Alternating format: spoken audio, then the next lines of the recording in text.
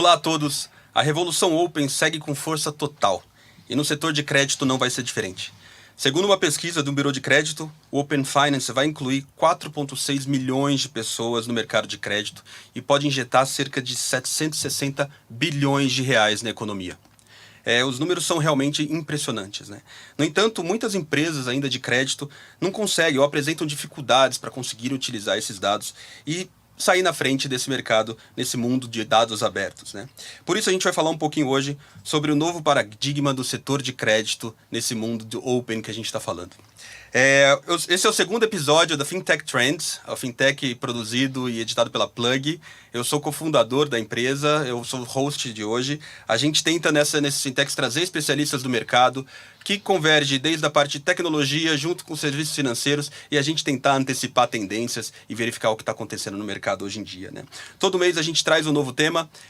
O de hoje é crédito e por isso eu tenho dois especialistas aqui na mesa que eu tenho bastante prazer em conversar.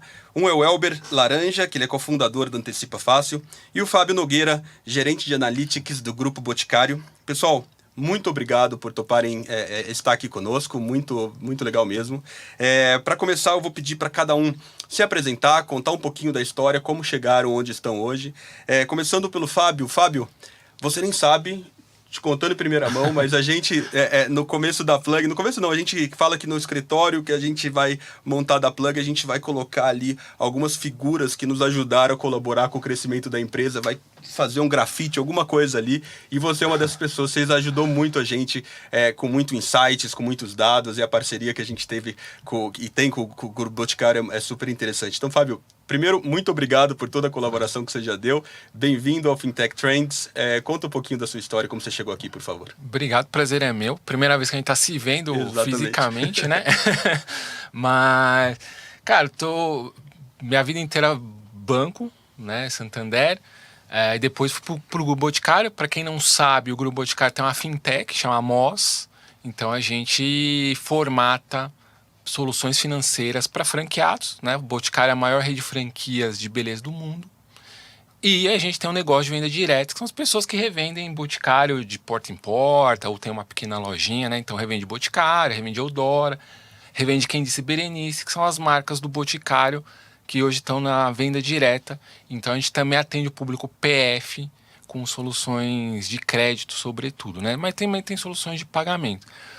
Eu fui contratado para essa fintech justamente para tratar da parte de analytics, seja do seu ponto de vista de crédito, seja do ponto de vista de gestão de clientes, né? Perfeito. No nosso caso aqui, as nossas revendedoras. Perfeito.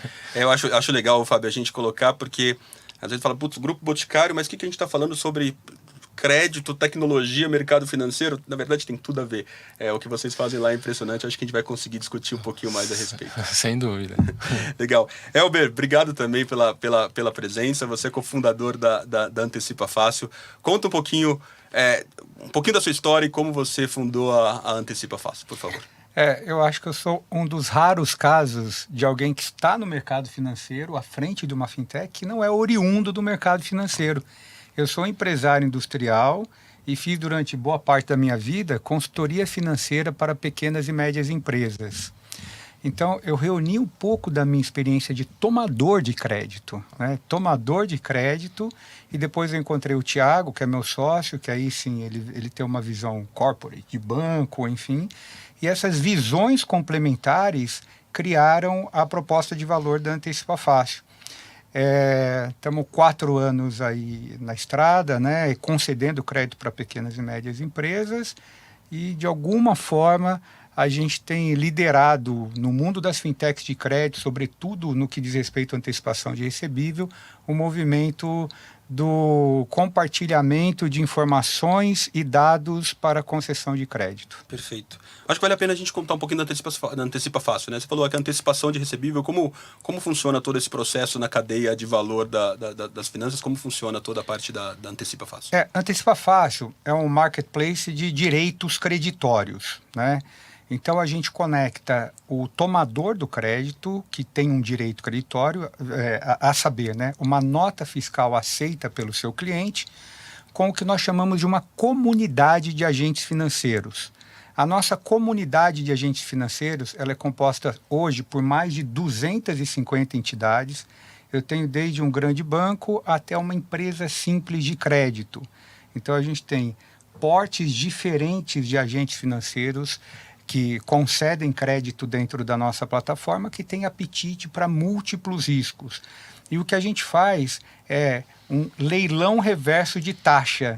Então, o cara que tem a nota fiscal, ele coloca a nota fiscal no Antecipa Fácil, a gente faz uma validação, uma análise de crédito, uma validação do direito creditório e apresenta isso do outro lado para essa comunidade, com uma funcionalidade super importante para quem concede crédito. A gente consegue fazer o compartilhamento dos dados, das informações dos tomadores para toda a comunidade Antecipa Fácil de agentes financeiros. Então, a gente consegue fazer um compartilhamento de dados que dão subsídios de maior qualidade para esses caras tomarem a decisão. Perfeito. Quando a gente estava montando a ideia desse podcast aqui, ficou muito legal, fiquei bastante empolgado, justamente para a gente ter visões diferentes. A gente está falando de PJ, a gente está falando de PF. Obviamente, no curto tempo desse podcast, a gente não vai conseguir cobrir tudo que é a complexidade da cadeia de valor do crédito, mas é super interessante ter a visão complementares aí de dois segmentos diferentes de vocês. Pessoal, aí vamos falar um pouquinho de Open Finance, né? Então, todo esse paradigma, toda essa mudança de paradigma que a gente está vivendo nesse momento com o Open Finance ou com o Open Data, vamos falar assim, né? Com a abertura dos dados das pessoas, né? Até hoje, se eu quiser um crédito, eu como uma pessoa física ou eu como uma empresa, normalmente eu vou buscar o crédito naquela instituição financeira que eu tenho um relacionamento há mais tempo, justamente porque pela comodidade e também por aquela instituição realmente ter muito mais informações, né? Mas o Open Finance vai abrir enormes possibilidades aí para democratizar o acesso ao crédito, vamos falar assim, né? Como vocês veem isso? Como aproveitar essa onda do Open Finance? E quais são os desafios maiores que vocês veem nesse mercado? Para você, Fábio. Mas para mim, tá bom. Cara, assim, parece incrível, mas se a gente voltar no tempo, lá 2019, 2018, 2019, essa mesma pergunta estava sendo feita em função do cadastro positivo, da lei do cadastro positivo, né? Cara, como é que a gente aproveita um novo conjunto de informações para fomentar mais crédito, reduzir taxa, enfim. E aqui eu acho que tem uma grande possibilidade com as novas fintechs que estão chegando no mercado, ou com as pequenas e médias sociedades de crédito direto, outras financeiras, porque com o Open Finance, que é um conjunto maior de informação, é muito possível que essas empresas disputem clientes com os grandes bancos, por um lado. Mas, por outro lado também, tem uma questão cultural do brasileiro. Então, o cliente brasileiro precisa começar a ser mais exigente nos níveis de serviço e buscar taxas mais atrativas. Porque assim, a gente tá aqui o exemplo do Elber, né? Ele fala, cara, eu tenho uma plataforma de leilão reverso, então quem me oferecer a menor taxa deveria ser mais vantajoso para o cliente. O cliente PF tem que buscar esse mesmo caminho. Em outros mercados, o mercado britânico, por exemplo, cara, 0,2% a menos o cara está fechando. Então, o cliente brasileiro também precisa exigir, e ele tem esse poder, porque aí são os dados dele, né? Então, no Open Finance, eu escolho compartilhar e com quem compartilhar. Então, se eu escolher compartilhar com quem vai me oferecer a melhor taxa de fato, então começa um pouco a mudar o jogo de figura, porque hoje os grandes bancos não têm tanto interesse em mudar a sua política de preços. Perfeito. Então aí tem a questão, vão ter duas questões. É o apetite das fintechs e pequenas sociedades de crédito direto em prospectar os clientes dos grandes bancos, aqueles que não estão sendo muito bem tratados, vamos colocar assim. E do outro lado, tem o poder do consumidor. Acho que o consumidor aqui ganha uma força muito grande com essa questão de os dados são meus e eu vou usar isso para conseguir melhores coisas para mim. Eu acho que esse é o grande questão aqui. Os desafios, Aí é a questão de conseguir mais o compartilhamento, né? Então as pessoas precisam estar mais seguras de compartilhar essas informações, isso por um lado. E o outro lado também é como essas empresas que vão receber esses dados vão fazer o uso inteligente deles para que eles possam fazer uma prospecção melhor ou criar produtos mais ajustados para as necessidades das pessoas. Perfeito, perfeito. Fábio, tem um monte de ponto aí que eu queria te interromper, porque eu acho que a gente pode falar sobre bastante coisa, né? Mas é interessante que, justamente nessa linha que você está falando, o Open Banking lá no Reino Unido surgiu quando o CMA, ou a autoridade de competição do Reino Unido, disse, olha, os grandes bancos ingleses não têm incentivo suficiente para lutar pelos seus clientes, né? E eu vi uma analogia há pouco tempo atrás, e eu acho que parecido muito com o Brasil, né? Até então, os grandes bancos brasileiros estavam pescando no aquário. Era muito fácil você pescar naquele aquário, você seleciona os peixes ali, é muito, muito simples, né? Mas e agora, com essa diminuição dessa assimetria de informação, entram, como você comentou, fintechs, novos bancos, novas financeiras, enfim, que estão buscando esses peixes que antes estavam nesse aquário muito fácil de ser pescado pelos bancos, agora vai estar em mar aberto, que cumpre com o objetivo de aumentar a competição e melhorar os serviços. Eu acho que em resumo, é mais ou menos isso. Exato. Elber, e você, cara, qual você acha que vão ser os principais desafios até então e as oportunidades que o Open Finance vai abrir? Ambos serão gigantescos, né? Eu acho que o desafio está muito mais no tratamento dos dados, desse volume de dados novos que a gente vai ter para tomada de decisão de crédito. Eu acho que quem souber bem tratar esses dados, ele vai ter uma vantagem competitiva muito importante. Eu acho que é bom a gente frisar aqui o seguinte, por que a gente tem a expectativa que o Open Finance vai dar acesso e reduzir a taxa de juros, né? O quanto que o cara paga para tomar um crédito? Porque por trás disso está o conceito da assimetria informacional, né? Quando alguém bate na tua porta, se for um estranho e te pede R$1.000, você nunca vai conceder porque você não tem a menor ideia de quem é aquele cara. Por outro lado, se um conhecido seu e que você saiba que é um bom pagador bater na tua porta pedindo R$1.000, você provavelmente vai fazer o empréstimo e vai fazer uma taxa legal, de coisa de amigo, né? Então, acho que o que está principalmente por trás disso é que agora os concessores de crédito, quando tiver uma solicitação, eles vão ter mais subsídios a respeito de quem é aquela entidade, aquela pessoa que está solicitando crédito, e isso vai possibilitar que a decisão a respeito do prêmio de risco seja mais ajustada. Porque existe uma generalização hoje que é super conhecido, está em senso comum, que os melhores pagam pelos piores. Porque quando você olha o tomador de crédito de forma coletiva, numa massa, os modelos vão ter que calibrar as taxas baseado numa performance coletiva, né? Quando a gente tem a informação, uma acurácia melhor na informação, e aqui eu acho que está o desafio, é conseguir extrair desses dados essa acurácia para calibrar os modelos de crédito, né? A gente consegue personalizar a oferta de crédito e o prêmio de risco, que vai se refletir talvez não em menores taxas, vai refletir em taxas mais justas. Perfeito. Né? Perfeito. Então, talvez caras que hoje estejam pegando crédito e que vão inadimplir, eles deixem de pegar crédito, cara. Por outro lado, os caras que vão pegar crédito e que vão adimplir, né? Eles vão pegar uma taxa mais justa. Aí a taxa deles vai ser menor. Então, saber... Uma coisa é a gente falar na teoria que, é super legal o conceito do empoderamento do usuário a respeito dos seus dados, é super legal. Uma coisa é a gente falar na teoria que isso vai acontecer. E a teoria é muito legal.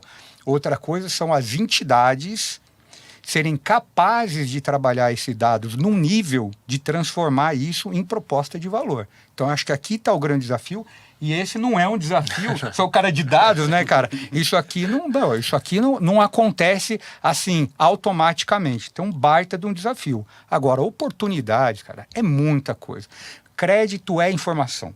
Crédito é informação. Quanto mais informação a gente tem, mais oportunidades de qualificar melhor o crédito, originar novos serviços, novos produtos, melhorar a oferta, apurar, né, o acesso dos tomadores. Então, acho assim, não saberia mensurar, mas são muitas as oportunidades. Você estava aqui falando do adimplir e do inadimplir. Esse também é um outro ponto. A inadimplência tende a reduzir, não no sentido de as pessoas vão atrasar menos, mas no sentido é que eu também tenho mais, fazendo uma oferta mais justa, eu também consigo renegociar uma dívida de forma mais justa. E também, para aquela pessoa, né, sobretudo os PJs, as pequenas e médias empresas, a pessoa, cara, no Brasil, sobretudo, é a montanha-russa. A pessoa, hoje, como é que é, né? A pessoa errou no passado, cara, o mercado meio que fica magoado com essa pessoa e é muito difícil ela conseguir se reestruturar. Com o Open Finance você consegue também essa vertente, renegociar melhor as dívidas que as pessoas tenham, claro. Sejam elas na pessoa física, sejam elas nas pessoas jurídicas. Porque hoje a gente pune muito o passado das pessoas. Se a gente está falando aqui 2020, 2021, ano pandêmico, as pessoas tiveram muita dificuldade. E aí é interessante tem alguns pontos aqui. Eu acho que durante a pandemia, onde o Open Banking no Reino Unido já estava mais maduro, né? O Open Banking foi fundamental para conseguir dar os subsídios do governo para pequenas e médias empresas, por exemplo, no Reino Unido. Eles conseguiram fazer uma análise muito melhor ali, já sabia o fluxo de caixa daquelas empresas e conseguia. Dados esses que, se vocês forem consultarem nos birôs de crédito, eles não refletiam realmente a realidade. E eu achei muito legal o que você falou, Fábio, com relação a ser punido por algum comportamento seu no passado.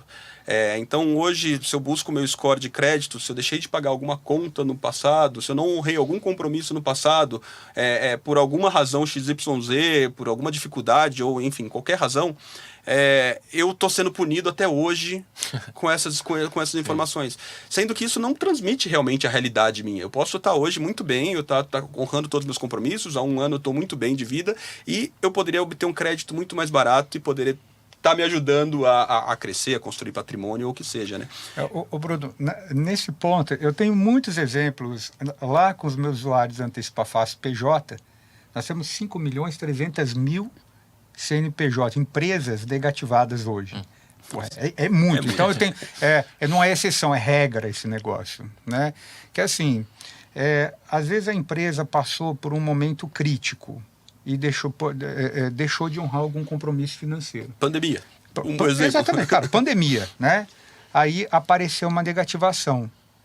Mas a empresa, ela consegue vender, ela tem o efetivo para entregar, ela tem capacidade instalada e ela tem pedido de compra. Pô, tá legal. O que ela precisa? De uma graninha para fazer o capital de giro para produzir. Aí o concessor de crédito olha só o negativo, né? E fala assim, pô, esse cara está inapto a tomar crédito, olhando uma fotografia. Quando a gente imagina um cenário onde a gente tem um histórico de dados mais amplo e a gente não vê só uma fotografia, né? A gente vê o vídeo desse cara aqui, você fala, pô, esse cara vinha bem, ele teve um momento, ele continua negativado, mas eu estou vendo pelo fluxo financeiro dele que a atividade dele existe.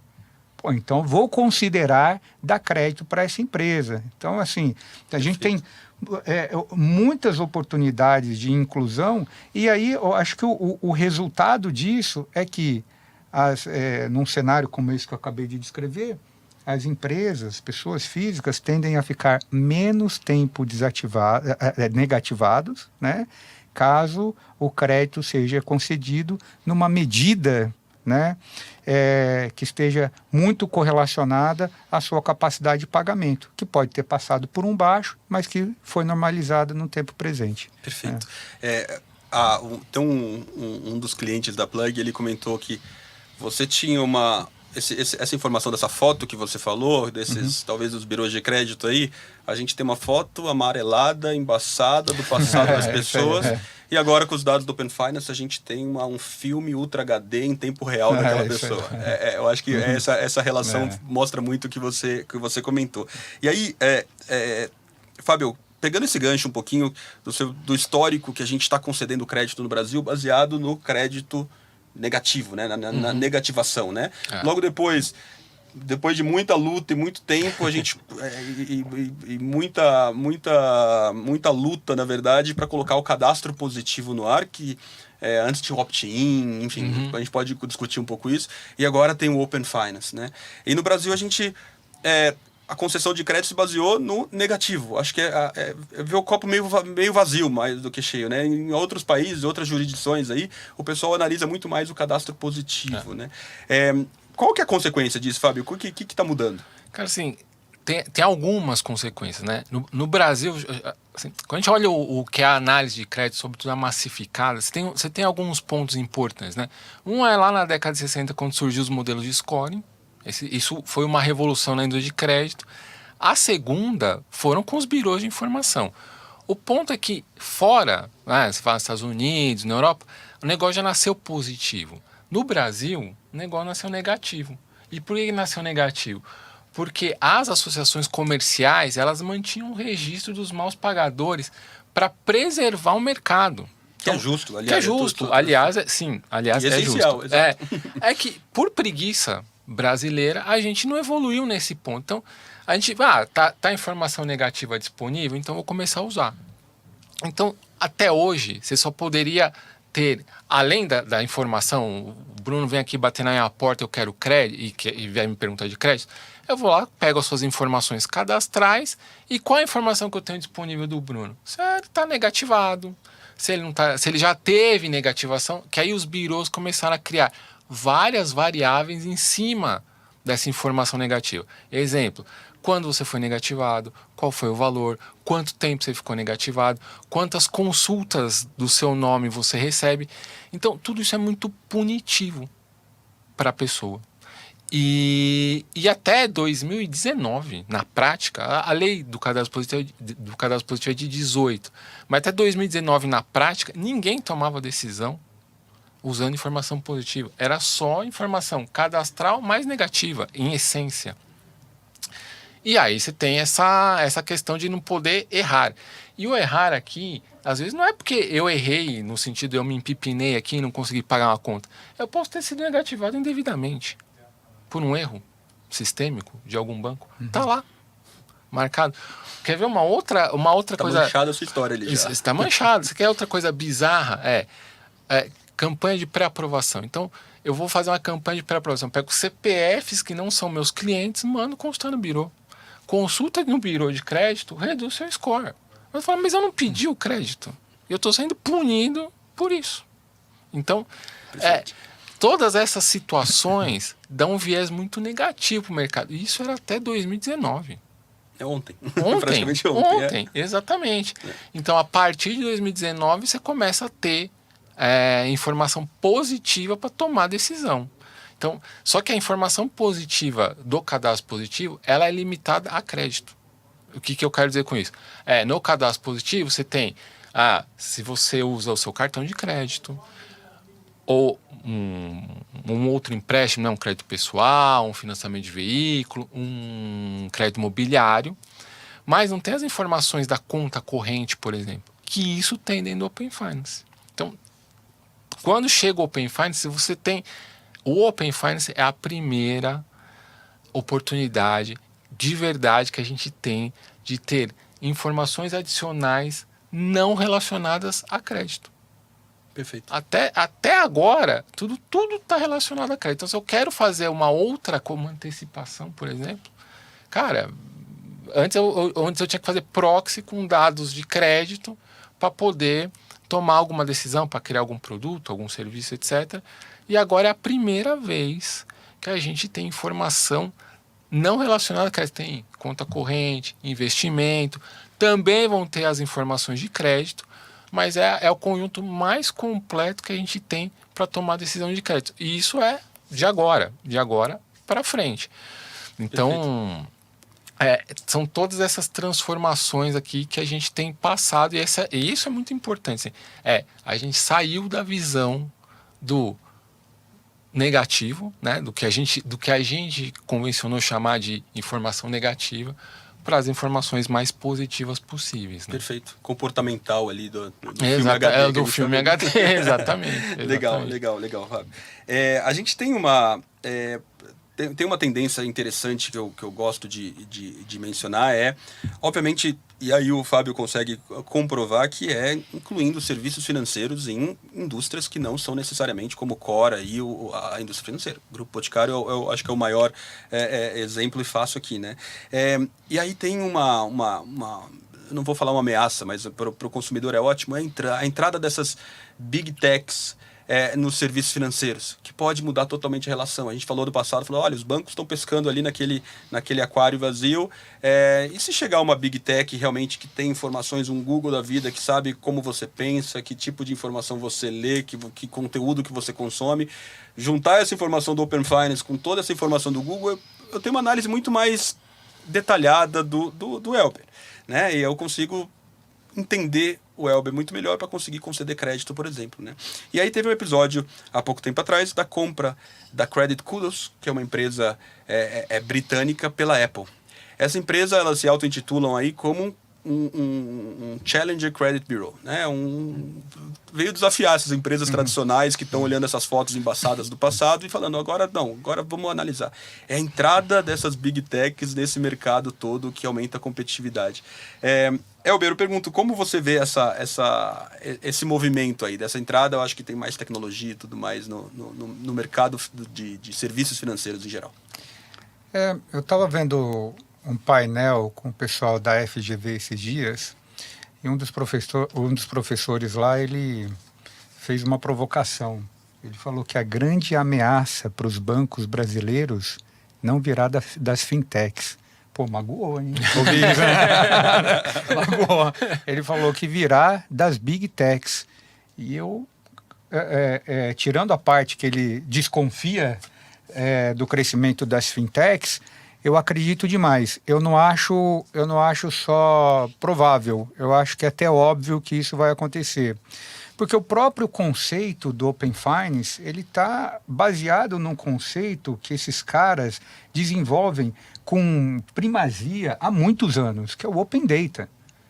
Então, esses caras, eles estão preparados para fazer uma análise eficaz de uma massa muito grande de dados e tomar decisões e oferecer produtos com base nessa acurácia que eles têm. Então, para mim, os caras têm grana, têm bala na agulha para investir. Então, seja com o bolso deles mesmos, ou seja com o bolso de terceiros, que eu acho que é a tendência, tá? Esses caras vão estar super preparados para fazer ofertas de crédito muito, muito customizadas, e eu espero até que eles entrem numa frente, né, que a gente tem muita carência, que é de educação financeira. Utilizar toda a experiência que eles têm em trabalhar com dados para dar ao próprio consumidor instruções a respeito de como ele deve gastar a grana dele. Perfeito. Você imagina, cara, que você vai lá fazer uma compra no cartão de crédito e de repente aparece no seu aplicativo de Open Finance, porque eu acho que a gente, né, um pouco mais à frente, que banco que você tem conta? Eu acho que não vai ser assim, né? É um aplicativo que você usa que tem todos os produtos financeiros que você consome. Então, você está fazendo uma compra ali no cartão de crédito, de repente fala, cara, tem certeza que essa compra é boa para você? Olha, baseado no seu histórico de consumo e nas suas receitas, o aplicativo não está recomendando isso. Nós temos condições de fazer isso com volume de dados, desde que se saiba trabalhar. Agora, eu não desconfio em nada, né? Que um Google, né? Que uma Amazon, eles serão capazes de fazer isso. Então, acredito no movimento, numa participação muito, muito importante das Big Techs, e acho que elas vêm para arrebentar. E tem um dado interessante nos Estados Unidos. Eu queria entender, eu quero fazer essa pesquisa no Brasil ainda, mas nos Estados Unidos 75% dos millennials confiariam nessas big techs, no Google, Amazon, Facebook e tal, para cuidar do seu dinheiro, para oferecer os serviços que o banco hoje oferece. 75%, né? Então, se você perguntar para uma geração mais antiga aqui no Brasil, fala, putz, olha, eu pergunto para minha mãe, ela não vai sair do banco tradicional que ela usa há 40 anos, né? Mas esses milênios já não têm esse apego à marca. Aí fala assim, eu usaria todos os produtos financeiros com o Google? Eu usaria. Bruno, eu usaria. Por que não? Eu confio neles e eu acho que vai chegar num ponto onde eles vão conseguir oferecer produtos contextualizados, condutos super personalizados. E aí você me lembrou dessa parte de quando você falou que no futuro esse aplicativo vai te ajudar a tomar decisões financeiras melhores.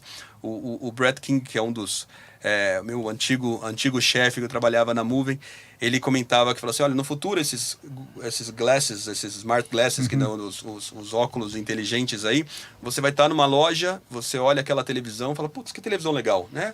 E aí o smart glass já vai falar assim, olha, se você quiser comprar essa televisão, a melhor forma de pagar são em 6 vezes, porque isso não vai comprometer seu fluxo de caixa. Ou ele vai falar, olha, melhor você não comprar aqui, porque eu sei que o seu objetivo agora é comprar um carro, então isso aqui vai comprometer o seu negócio. Ou seja, realmente ter um aplicativo no qual te ajuda nas decisões do dia a dia.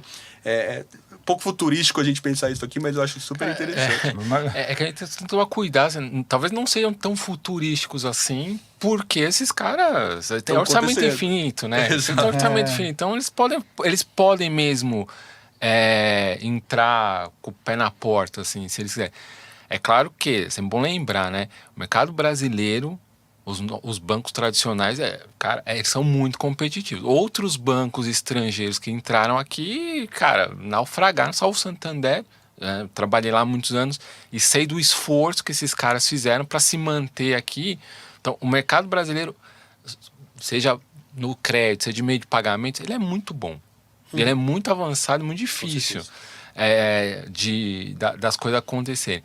O que me preocupa um pouco nessa questão dessa entrada de Big Techs e esses dados adicionais, que é o que nos Estados Unidos eles chamam de e-scores, né? Que são os scorings que você constrói baseado no que o cara faz na internet, etc. E tal.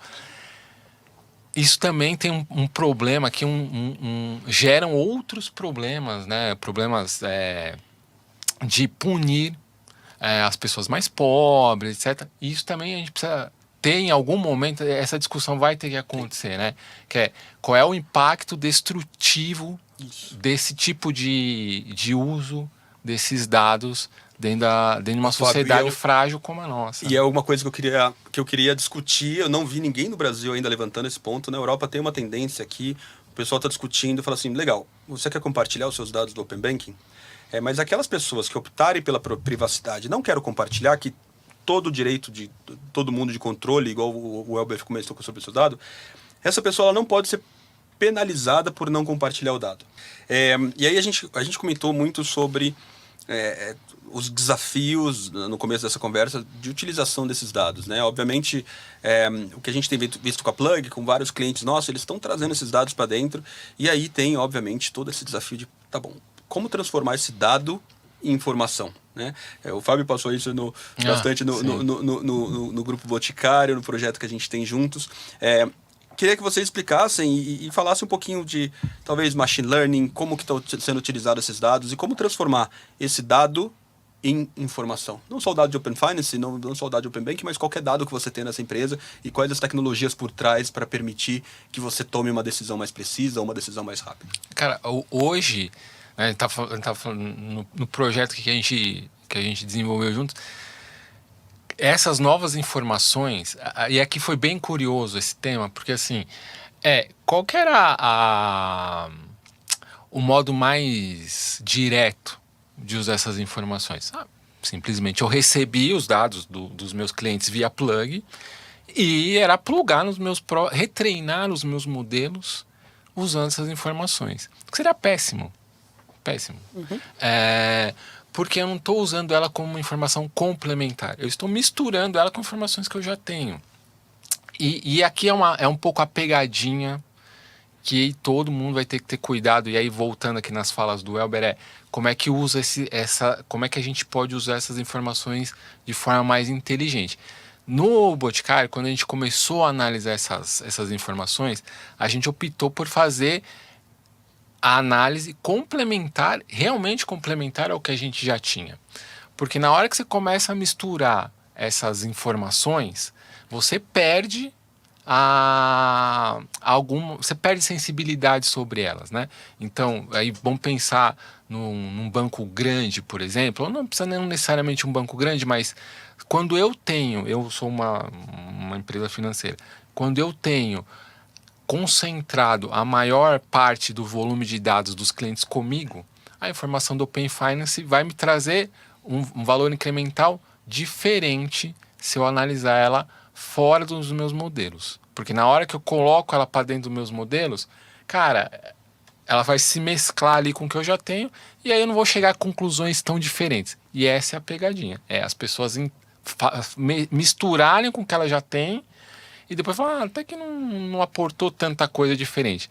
Não, você precisa segregar essa informação, trabalhar ela de uma outra forma para que ela possa complementar os dados que você já tem. Perfeito. Se não for assim, não vai adiantar mesmo. E calibrar esses modelos de alguma forma com esses dados. De alguma forma com esses dados. Você precisa calibrar, eu acho que mais os modelos, você precisa calibrar o seu processo de análise de crédito, seja de concessão, majoração ou até cobrança, com essas informações adicionais. Talvez você precise trabalhar com um pool de scorings, ou com segmentações, enfim. Aí são as formas como as empresas vão tentar sair na frente, como disse o Elber, com essas novas utilizações dos dados. Mas a tendência natural, eu acho que e aí a Plug tem um papel importante disso, de chamar a atenção para os times que usam essas informações e olha, talvez a melhor forma de você usar essa informação seja de forma complementar ao que você já tem. Perfeito. Não mistura aí não, porque senão talvez não tire conclusões. Talvez você tire conclusões. Assim. Exato. Perfeito. Exato. Elber, você, como utilizar esses dados? Que tipo de tecnologia você usa ou pretende utilizar para conseguir transformar essa informação tão valiosa que vocês têm em dado para esse marketplace reverso que vocês têm na Antecipa Fácil? Nossa operação começou muito manual, né? Então a gente até brinca lá internamente que antes da gente ter uma inteligência artificial, a gente teve uma inteligência real, né? Para fazer análise de crédito, o que não é fácil. Às vezes eu acho até, viu, Fábio, que tem um uso indiscriminado, né, da inteligência artificial. Uhum. A gente brinca lá, às vezes quando o cara não sabe responder uma questão, ele fala, inteligência artificial, tá resolvido, né? tá tudo resolvido. Mas assim, como que eu vejo isso e como que a gente trabalha lá? Ferramentas de analytics, ferramentas de inteligência voltada a machine learning, inteligência artificial, eles compõem um grande motor. E o combustível são os dados, né? Uhum. Hoje, a gente tem basicamente né, um volume de dados de fontes que a gente já está acostumado a ter. Então, é monocombustível. Tá? Com Open Finance, a gente vai ter um modelo híbrido para abastecer esses motores, né? Então, esses motores vão ter muito mais desafio porque o combustível está lá, né? Muito mais desafio. Então, assim, essas ferramentas, eu torço, né, para que o mercado saiba usar bem essas ferramentas e que não seja só um subterfúgio para o cara dizer que está fazendo alguma coisa legal, né? Então, hoje a gente utiliza as ferramentas de analytics com muita responsabilidade dentro da Antecipa Fácil, porque a gente depende delas para que o nosso crédito performe. Se nosso crédito não performar, a gente perde cliente e concessor de crédito. Se a gente não tiver cliente e concessor de crédito, a gente perde tomador e a gente sai do mercado. Isso é um marketplace, afinal. Exatamente, né? Marketplace. Então, assim, são muito importantes. cada vez mais, para a gente conseguir assimilar esse volume de dados que está chegando, a gente vai precisar modernizar as ferramentas de tratamento. Aí eu acredito muito que a inteligência artificial deve ajudar a gente. Posso citar um caso real para você? Por favor. Em antecipa fácil? Cara, olha que legal. Teve uma empresa, ele vendia, eu não vou falar o nome de quem ele vende, mas começa com A e termina com Bev. Não vou falar de jeito nenhum. Não vou mencionar, né? Os caras estão pagando com 180 dias lá, né? E é uma empresa que, para ela se manter, ela precisa dar 7 giros no caixa, enfim. E a empresa está com apontamento restritivo. Ele começou a utilizar a plataforma Antecipa Fácil e sem histórico. Ele não tinha histórico dentro do nosso ambiente transacional. Então, quais foram os dados que o agente financeiro tiveram para tomar a decisão de crédito? Os tradicionais. Aí o prêmio de risco dele, né, a taxa, o custo efetivo total, foi avaliado em 6,56% ao mês. 3 anos depois, essa empresa já tinha pego crédito com 16 negativado, com 16 agentes financeiros dentro do nosso mercado, e ele criou o tal do track record ali dentro, tá? E os agentes financeiros começaram a ver que os direitos creditórios dele performavam no reloginho. Eles tinham uma performance excelente. Então a gente conseguiu embarcar dados, compilar, transformar em informação, embarcar dados exclusivos para tomada de decisão, né, baseada na nossa inteligência. 3 anos depois, ele fez uma operação a 0,53% ao mês. O cadastro dele no birô tradicional, sabe o que tinha mudado? Nada. O que mudou é o fato dele ter criado uma recorrência dentro do nosso mercado e esta informação estar compilada, tratada e disponível. Mudou a vida daquela empresa, cara. Então eu acho que aqui a gente tem uma maquete do potencial do Open Finance e de como as ferramentas de compilação desses dados podem ajudar de fato o mercado a ser mais justo. Acho que aqui tem um tema, eu conversava muito com o Vitor, que assim, essa história, ela só é possível ser contada dessa forma porque a informação também foi tratada e disponibilizada de uma forma a mostrar esse caminho, né? Essa questão de como ele apesar de ter um apontamento negativo, ele tinha lá os recebíveis dele performando plenamente. E no volume muito grande de dados, etc., essas coisas podem se perder.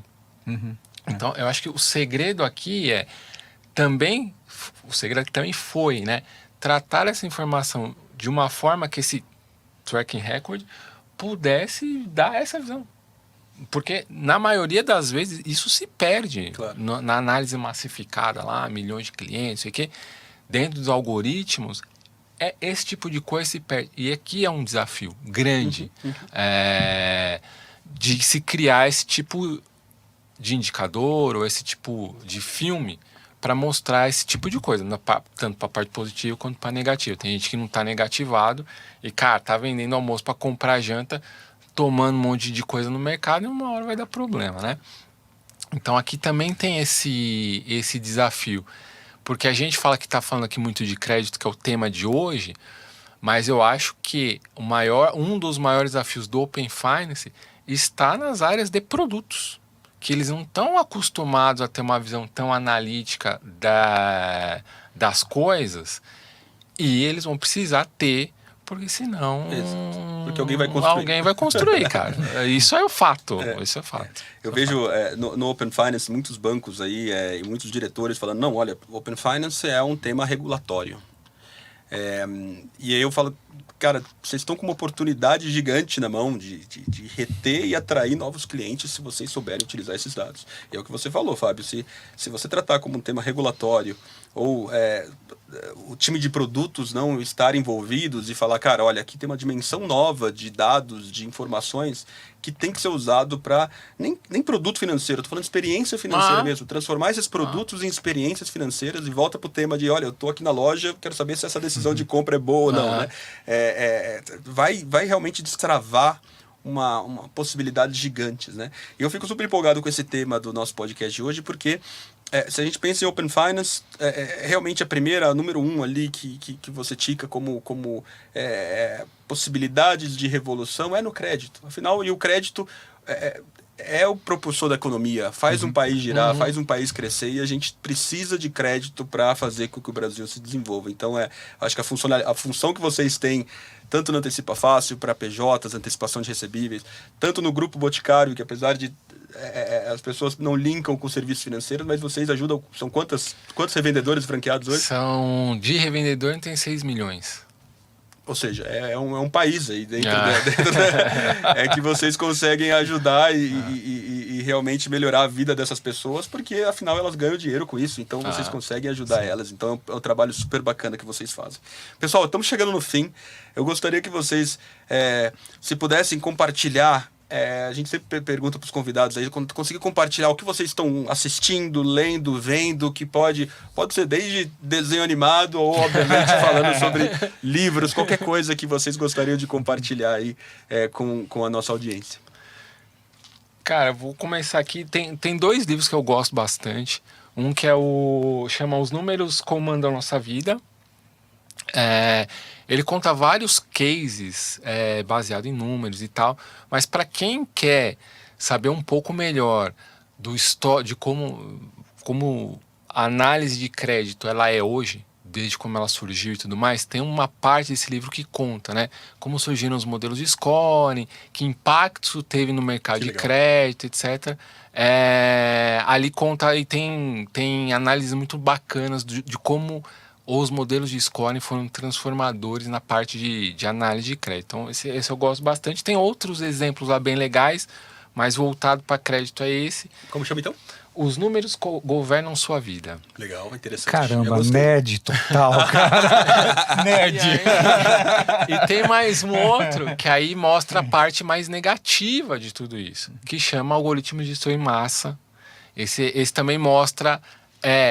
Cara, como se a gente não tomar cuidado com tudo isso que a gente está aqui discutindo, a gente vai prejudicar muito mais as pessoas do que ajudá-las. Então, são 2 contrapontos sobre o mesmo tema. Ela também tem um capítulo sobre crédito.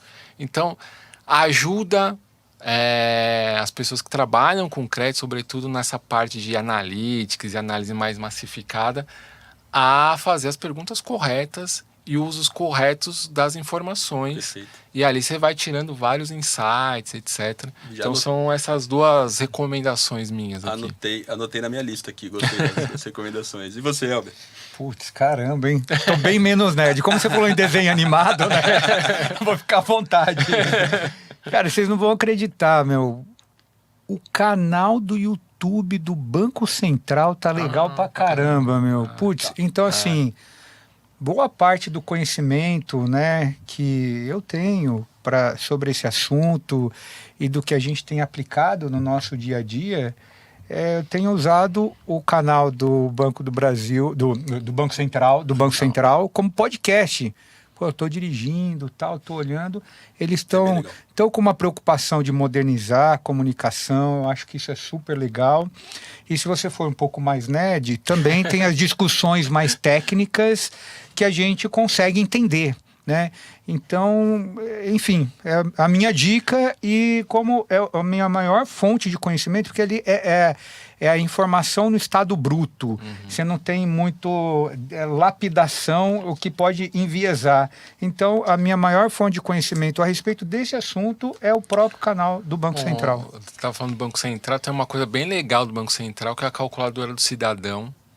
Cara, isso para quem quer se programar financeiramente, entender mais questões de investimento, etc., é uma ferramenta muito, muito legal mesmo do Banco Central, e o Banco Central tem feito um trabalho bem legal na parte de educar as pessoas sobre crédito.